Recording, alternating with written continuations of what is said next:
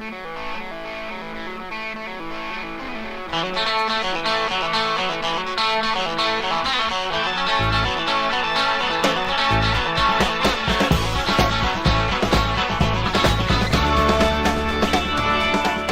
John DeBella, and this is your Classic Rock Update, brought to you by the premier Crozier Keystone Orthopedics Partnership.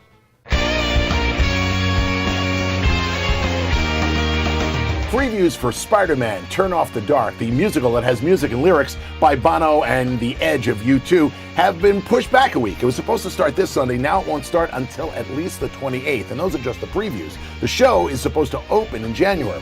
Why? Safety concerns. It seems they want to make sure that everything is in order before they start doing even previews for the audiences. Of course, safety concerns come up as soon as an actor busts both his wrists.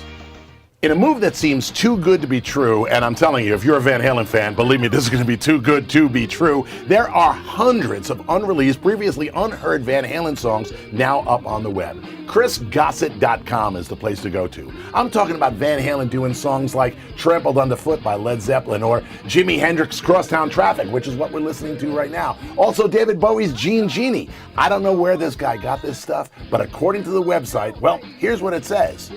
This is the rare and unreleased Van Halen library by Chris Gossett, who offers a listen to 80 song tracks to satisfy the public's thirst for Van Halen, with David Lee Roth, with Sammy Hagar, from 1976 to 2009. Nearly all of the tracks here will be new to 99% of the listeners.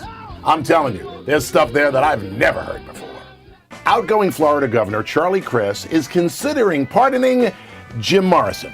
You might recall back in 1969, Jim Morrison was busted in Florida for indecent exposure, I think he showed Mr. Happy, and using profanity, and that's been on his record ever since. I know Jim will be happy to have that off his record.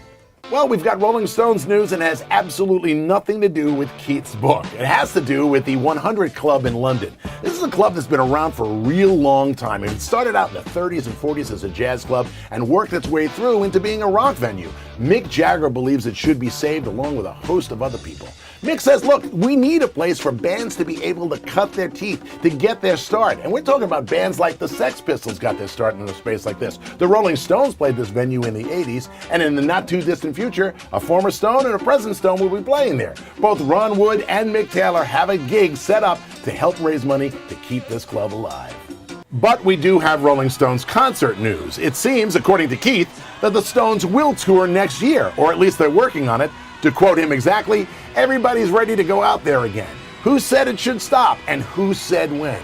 Only we will know when it comes to an end with a crashing halt. We have a lot of unfinished stuff to work on that we left off of the last album. And knowing Mick, as I do, he's a very prolific writer. I have ideas too. We're going to put them together in December and January. Now, the last time the Rolling Stones went out on tour was 2005 with the Bigger Bang Tour. Yep, they're planning on going out again. What did Neil Young get for his 65th birthday? A warehouse fire. It's a really sad story. Last Tuesday, Neil gets informed that the storage space that he has all of his stuff in caught on fire. We're talking stuff like 6 different vintage cars, a whole mess of artwork, and cases of musical equipment. Officials are investigating the blaze, but from what they can tell, nothing appears to be suspicious. They're re-releasing one of the great albums of all time, George Harrison's All Things Must Pass. It's the 40th anniversary, and on November 26th, they're putting it out once again. I'm talking about remaking the entire thing. Do you remember? It was a 3-album box set, real thin box, had monochrome pictures and a book of monochrome photos inside. This time on heavy-duty vinyl. It's really going to be a great set to have. Now, in this country, it's not coming out until April, when Record Store Day happens once again. That's that holiday they've put together where people put out vinyl records and the public goes out and tries to find a record store. Mama, she's killed a man, put a gun against his head, pulled my trigger, now he's dead. We've been sitting on this story for a while now and wanted to make sure that we had all of our facts straight before we presented it to you, because some things still needed to be filled in. It has to do with Freddie Mercury and a biopic that's being put together about him. Now, Peter Morgan, who is the guy who wrote the screenplay for Frost Nixon, is the guy who's writing this. And he said he didn't want to do a story about Freddie dying of AIDS at the end. He wanted to find more story. So he looked to the band, and there was a time where Freddie sort of left the band spent some time on his own, and then came back. And he said, you know what, that's like growing up. That's like being part of your own family. You run away for a while, and all of a sudden you realize your family is something that you need. This is the angle that he's going to take. Everybody in the band is behind it. Now, who's going to play Freddie?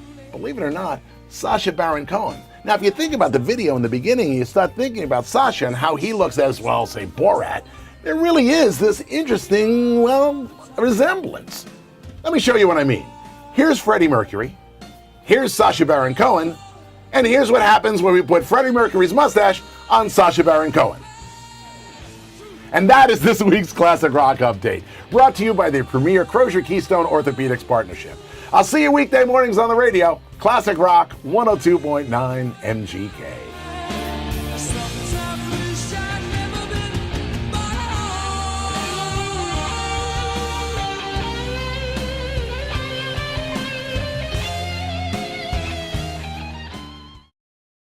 Grr.